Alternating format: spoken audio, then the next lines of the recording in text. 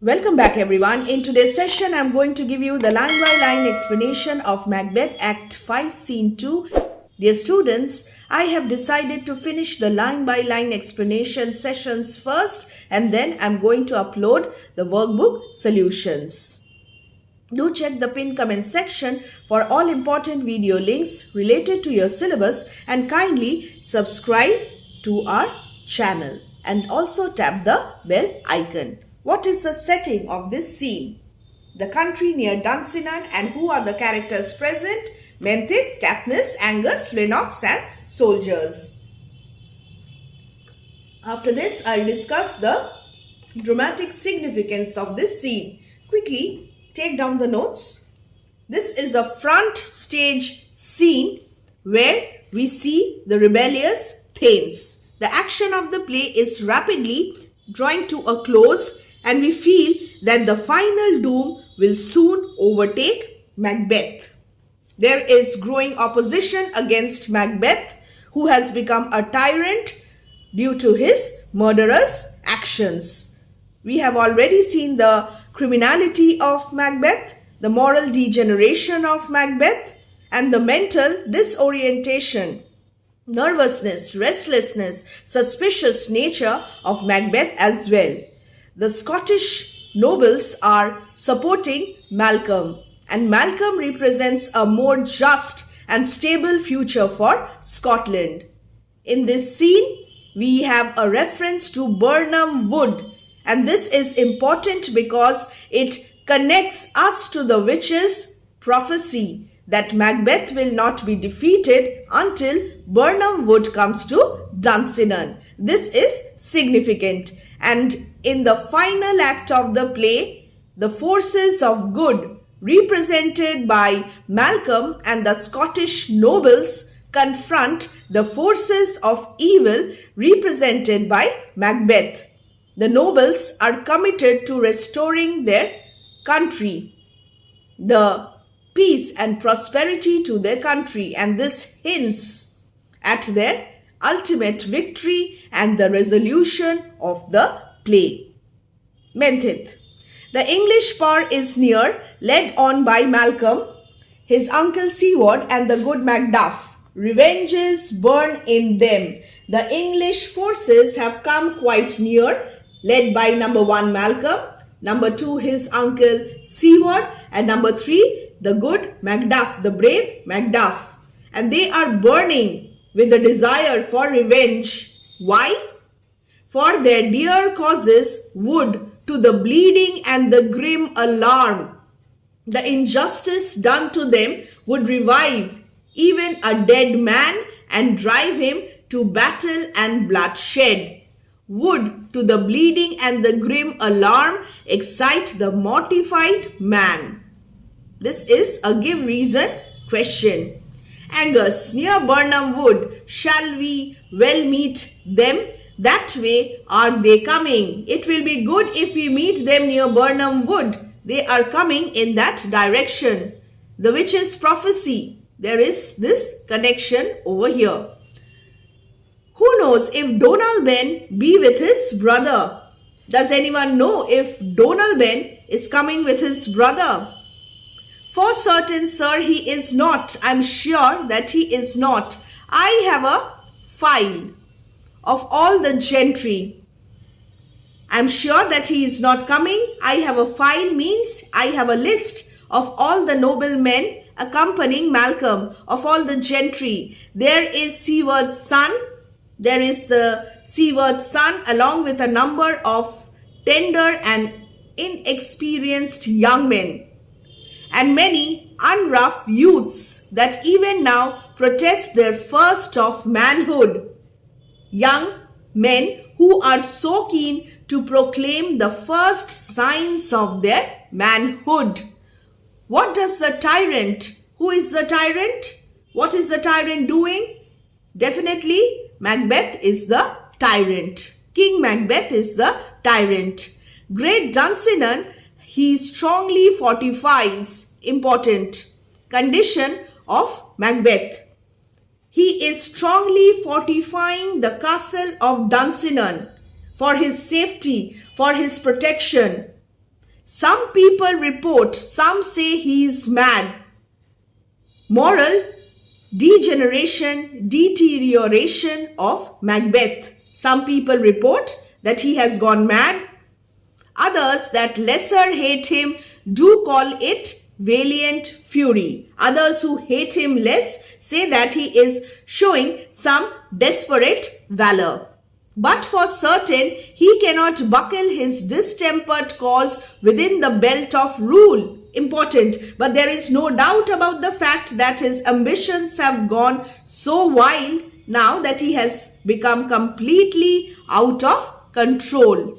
His distempered cause, his ambition within the belt of rule, he cannot buckle his over ambition, his weakness, his disorganized nature within the rigid limits of discipline, within the belt of rule. He also cannot enforce his authority on his disorganized followers. Buckle means to fasten with a buckle, hence keep under control.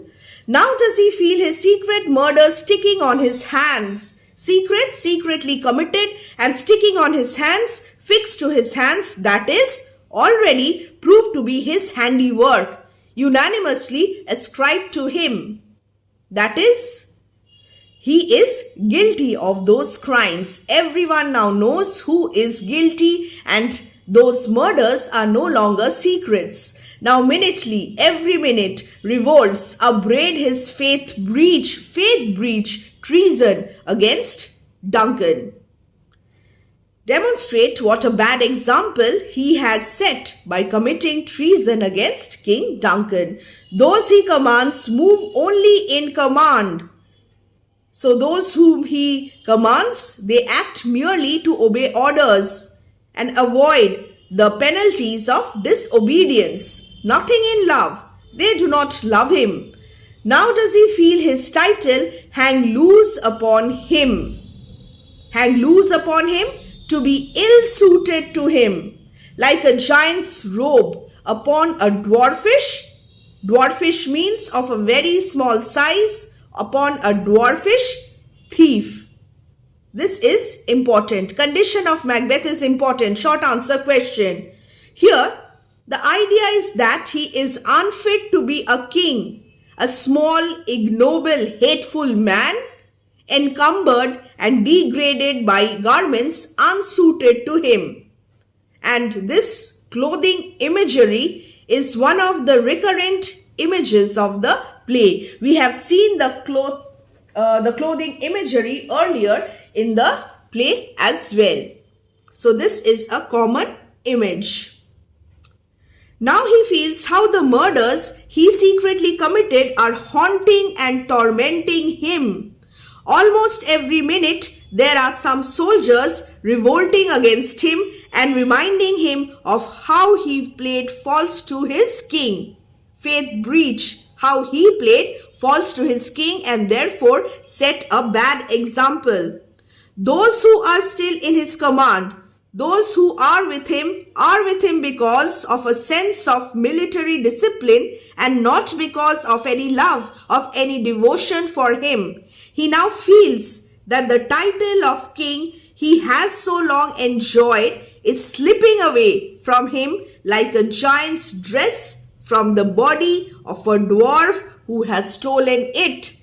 The kingship does not belong to him. He has perhaps stolen it from the rightful heirs to the throne. Mentheth, who then shall blame his pestered senses to recoil and start? Pestered, constantly troubled, embarrassed. His pestered senses to recoil. To recoil means to flinch and start, be seized with alarm.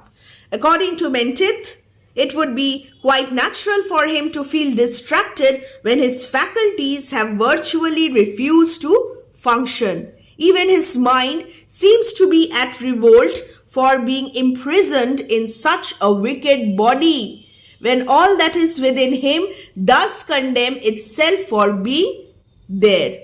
Such is the pitiable condition of Macbeth. All his thoughts and feelings, when all the faculties of the mind are employed in self-condemnation. Macbeth is to the very last conscious of his own guilt. Important, guilt of Macbeth. So this is the critical comment. Well, march we on to give obedience where it is truly owed. We must support Malcolm Macduff. Meet we the medicine of the sickly weal.